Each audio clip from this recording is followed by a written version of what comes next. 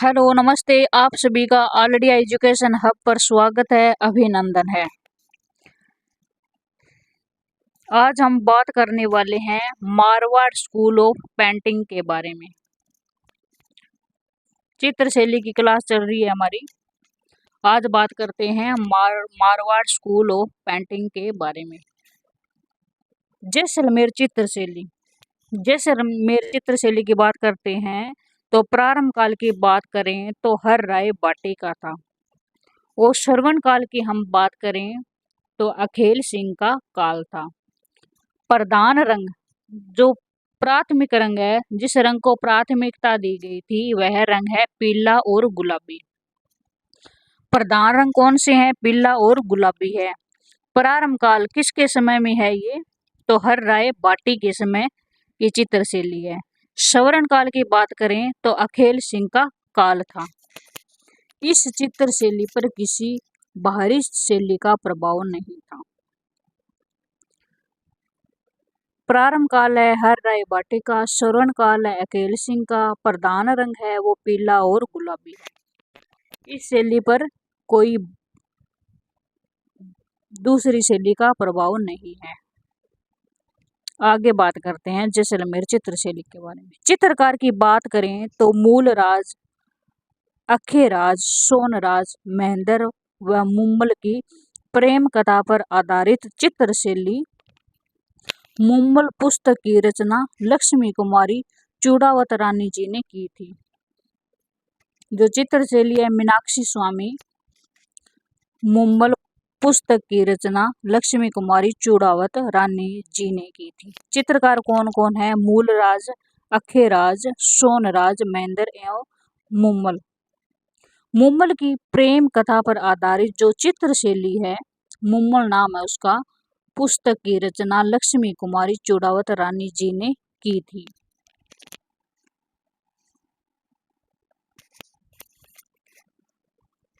आगे बात करते हैं किशनगढ़ चित्रशैली के बारे में। किशनगढ़ चित्रशैली के बारे में बात करते हैं तो उपनाम की बात करें तो बनी ठनी। जो किशनगढ़ चित्रशैली है उसे बनी ठनी के नाम से भी जाना जाता है। भारतीय कला इतिहास का लघु आश्चर्य, चित्रों का अमूर्त स्वपन, रहस्यमय कलाओं का अमूर्त स्वपन भी इसे कहा जाता है। अब प्रारंभ काल की बात करते हैं तो प्रारंभ काल था सावंत सिंह का। सावंत सिंह के काल में इस चित्रशैली का उद्भव हुआ था। श्रवण काल की बात करें तो किशनगढ़ शैली में सावंत सिंह के काल को श्रवण काल कहा जाता है। प्रारंभ काल सावंत सिंह था और सावंत सिंह का ही श्रवण काल था।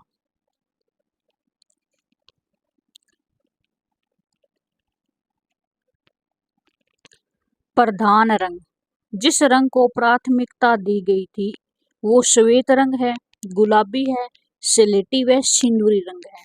चार रंग है इसमें, चार रंग को प्राथमिकता दी गई थी, श्वेत, गुलाबी, स्लेटी व सिंदूरी रंग। यह चित्रशैली अंतपुर दिल्ली निवासी ऋषिक प्रिया व सावंत सिंह के प्रेम पर आधारित है। यह चित्रशैली है वो अंतपुर दिल्ली के जो निवासी है ऋषिक प्रिया व सावंत सिंह के प्रेम पर आधारित है। सावंत सिंह के उपनाम, उपनाम की बात करते हैं तो नगरीदास, चितवन, मथवाले, चितेरे। बनी ठनी के उपनाम है भारत की मोनालिसा। जो बनी ठनी है उसके उपनाम है भारत की मोनालिसा, उत्सव प्रिय, लवलीज, नागर रमणी, कीर्तिनिन, कलावंती। क्या क्या है बनी ठनी के उपनाम? भारत की मोनालिसा, उत्सव प्रिय, लवलीज, नागर रमणी, कीर्तिनिन, कलावंती। ये बनी ठनी के उपनाम है। साथ साथ नोट्स बना सकते हो, स्क्रीनशॉट भी आप ले सकते हो। किशनगढ़ चित्रशैली को प्रकाश में लाने का श्रेय किसे जाता है? किसे जाता है? एरिथ डिक्सन व फयाज अली को जाता है। जो किशनगढ़ शैली है उसको प्रकाश में लाने का श्रेय जाता है एरिथ डिक्सन व फयाज अली को जाता है। एरिथ डिक्सन ने बनी ठनी को भारत की मोनालिसा कहा था। मोनालिसा किसने कहा था? जो एरिक डिक्सन है उसने कहा था, बनी ठनी को भारत की मोनालिसा नाम दिया था। मोनालिसा इटली की एक पेंटिंग है जिसके चित्र लियोनार्दो दा विंची ने बनाए हैं। किसने बनाए हैं? जो लियोनार्दो दा विंची है उसने मोनालिसा इटली की पेंटिंग के चित्र बनाए हैं। बनी ठनी का चित्र 1778 ईस्वी में निहाल चंद ने बनाया था। जो बनी ठनी का चित्र है वो निहाल चंद ने बनाया था। कब बनाया था? तो 1778 ईस्वी में बनाया था। आकार की बात करते हैं बनी ठनी की, तो आकार है 48.8 गुणा 36.6 सेंटीमीटर इसका आकार है। मौलिक प्रति की बात करें तो मौलिक प्रति महाराजा के किशनगढ़ संग्रहालय में स्थित है। जो किशनगढ़ संग्रहालय है वहां पर इसकी मौलिक प्रति स्थित है। प्रतिलिपि की बात करें तो पेरिस के अल्बर्ट हॉल में सुरक्षित है। ये प्रतिलिपि कहाँ पर है इसकी? जो पेरिस के अल्बर्ट हॉल है वहां पर सुरक्षित रखी गई है। बनी ठनी पर 5 मई 1973 ईस्वी को 20 पैसे का डाक टिकट जारी किया गया।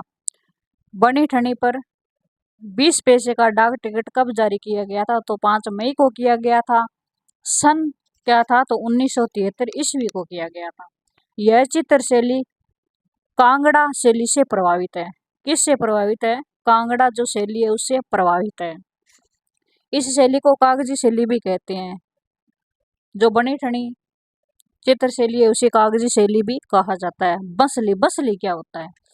चित्र बनाने हेतु गोंद व लाई कई कागजों को चिपका कर एक मोटे कागज का निर्माण करना बसली कहलाता है। बसली किसे कहते हैं? चित्र बनाने हेतु गोंद व लाई कई कागजों को चिपका कर एक मोटे कागज का निर्माण करना बसली कहलाता है।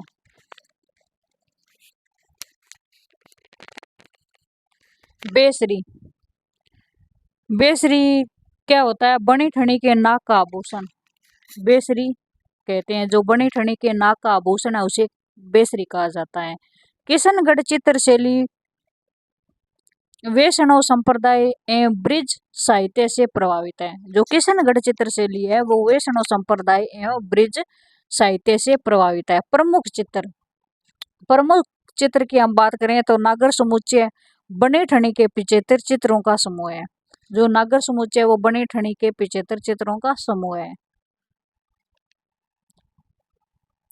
चित्रण की बात करें तो राधा कृष्ण का चित्र भी बनाया गया है। मोर ध्वज निहाल चंद चित्रण है।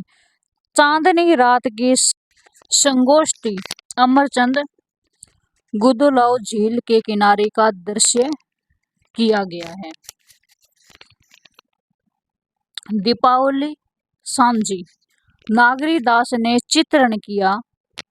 बनी ठनी की आंखों का चित्रण लाडी दास ने किया।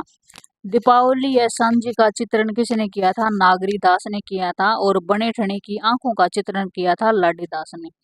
बनी ठनी की विशेषता की बात करते हैं बनी ठनी चित्रशैली की, तो मित्र नयन, कजरायु नयन, पतली कमर, लंबे बाल, सुईदार गर्दन, नाक में बेसरी आभूषण, बावरे, बतख, गुलाब का फूल, तैरती नौकाएं, सरोवर के किनारे मोतियों का भव्य चित्रण, केले का वृक्ष का चित्रण किया गया है। क्या क्या विशेषता है इसकी?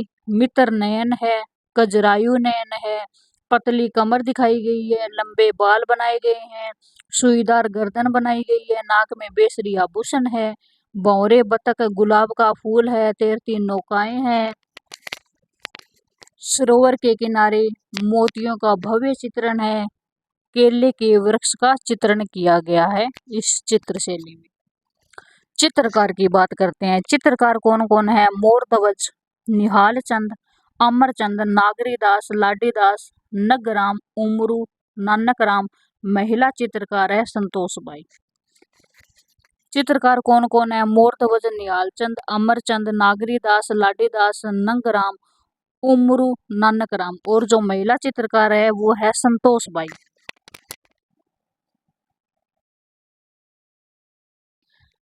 जोधपुर चित्रशैली अब बात करते हैं जोधपुर चित्रशैली के बारे में। प्रारंभ काल था मालदेव का, 1532 से 1562 तक इनका प्रारंभ काल था। स्वर्ण काल की बात करें तो जसवंत सिंह प्रथम व मान सिंह का था।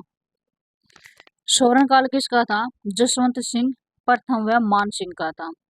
रंग की बात करें तो पीला और लाल है। जो रंग को प्राथमिकता दी गई थी, प्रधान रंग है पीला व लाल रंग। प्रारंभ काल मालदेव का है। जोधपुर चित्रशैली में 1532 से 1562 तक। स्वर्ण काल है जसवंत सिंह प्रथम और मान सिंह का है।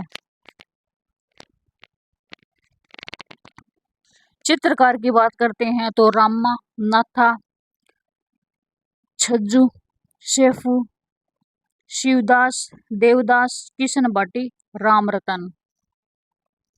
कौन कौन है चित्रकार? रामा, नाथा, छज्जू, शेफू, शिवदास, देवदास, किशन बाटी, रामरतन, ये चित्रकार हैं। मुगल प्रभाव, मुगल प्रभाव की बात करें तो किसके समय का था यह मुगल प्रभाव? तो मोटा राजा उदय सिंह के काल का है। यूरोपीय प्रभाव, यूरोपीय प्रभाव की बात करते हैं तो तखत सिंह के काल का है। नाथ संप्रदाय ये मान सिंह के समय का है। वैष्णव संप्रदाय ये विजय सिंह के समय का है।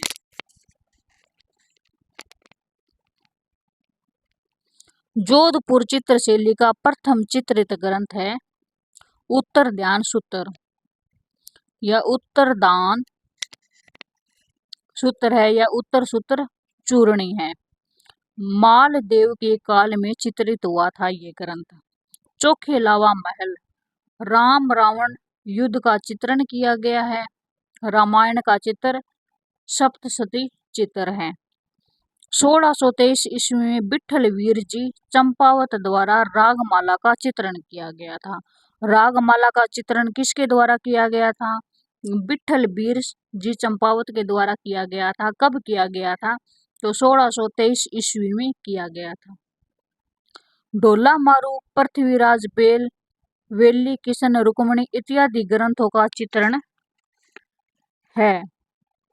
भागते खरगोश, छोटी छोटी झाड़ियां, पनिहारी, भागते हिरण, रेत के टीले, साका, पगड़ी, लंबी मूछे आदि का चित्रण किया गया है। किस किस का चित्रण है? ढोला मारू, पृथ्वीराज बेल, वेली किशन रुक्मणी इत्यादि ग्रंथों का चित्रण है। भागते खरगोश, छोटी छोटी झाड़ियां, पनियारी, भागते हिरण, रेत के टिल्ले, साका, पगड़ी, लंबी मूछें आदि का चित्रण किया गया है इस चित्रशैली में।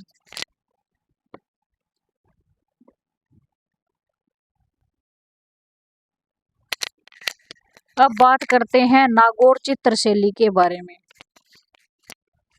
प्रारंभ काल की बात करें तो अमर सिंह राठौड़ के समय की चित्रशैली है नागौर चित्रशैली। स्वर्ण काल की बात करें तो बरूद सिंह के समय का स्वर्ण काल है। प्रधान रंग, जो रंग को प्राथमिकता दी गई थी वह रंग है हल्का भुजा हुआ रंग। चित्रशैली की बात करें तो बादल महल के भित्ति चित्र है, भित्ति चित्र जो दीवारों पर बने होते हैं। जल कुंड में स्नान करती नायक, पारदर्शी वस्त्र, पंख लगी परियां, सामूहिक बात करते हुए पुरुष को दिखाया गया है चित्रशैली के अंदर, जो नागौर की चित्रशैली है उसमें। वृद्धावस्था के चित्रों को नागौर के चित्रकारों ने कुशलता पूर्वक चित्रित किया है। जो वृद्धावस्था के चित्रों को क्या किया? नागौर के चित्रकारों ने कुशलता पूर्वक चित्रित किया है। 1720 ईस्वी में ठाकुर इंद्र सिंह का चित्र इस शैली का उत्कृष्ट चित्र है। जो ठाकुर इंद्र सिंह है उसका चित्र इस शैली का उत्कृष्ट चित्र है, जो 1720 ईस्वी में किया गया था। आर.एस. अग्रवाल ने नागौर चित्रशैली की वेशभूषा को प्रिशियन गाउन कहा है। क्या कहा है? इस चित्रशैली को आर.एस. अग्रवाल ने प्रिशियन गाउन कहा है, नागौर चित्रशैली की वेशभूषा को। चित्रकार की बात करते हैं। चित्रकार कौन है? पुरखाराम, मोहनराम, पूर्णाराम, नाथाराम, चेलाराम, लिखमाराम और चिमनाराम। राम राम आए तो नागौर शैली के हैं। जिनके पीछे राम राम आए नागौर शैली के कर देना। पुरखाराम, मोहन राम, पूर्णा राम, नाथा राम, चेला राम, लिखमा राम, चिमना राम। राम राम आए तो नागौर शैली याद कर लेना, ट्रिक याद कर लेना। राम राम आए तो चित्रकार हो जाएंगे नागौर शैली। अब बात करते हैं बीकानेर चित्र शैली के बारे में। बीकानेर चित्र शैली प्रारंभ काल है राय सिंह का जब शासन काल था उस समय प्रारंभ काल था। स्वर्ण काल की बात करें तो अनूप सिंह के समय का स्वर्ण काल है। प्रधान रंग की बात करें, जिस रंग को प्राथमिकता दी गई थी वो है बैंगनी, नीला, जामुनी। 3 रंग है इसमें, बैंगनी, नीला, जामुनी जो प्रधान रंग है। प्रमुख चित्रकार की बात करें तो रामलाल, मुन्नालाल, चोखा, मुकुंद। प्रमुख चित्रकार कौन कौन से हैं? रामलाल है, मुन्नालाल है, चोखा, मुकुंद। ये प्रमुख चित्रकार हैं बीकानेर चित्र शैली की।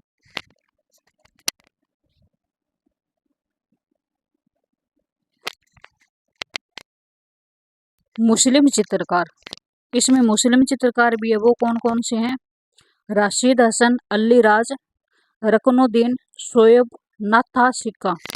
कौन कौन है जो मुस्लिम चित्रकार हैं? वो है राशिद हसन है, अली राज है, रुकनुद्दीन है सॉरी, शोएब, नाथा और सिक्का। ये क्या मुस्लिम चित्रकार है इस चित्र शैली के।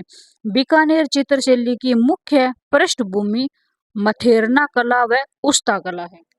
जो बीकानेर चित्र शैली है इसकी मुख्य पृष्ठभूमि मथेरना कला व उस्ता कला है। बीकानेर चित्र शैली के चित्रकार उस्ताज कहलाते हैं। जो बीकानेर चित्र शैली है उसके जो चित्रकार हैं वो उस्ताज कहलाते हैं, क्योंकि यह चित्र के नीचे अपना नाम व तिथि अंकित करते हैं।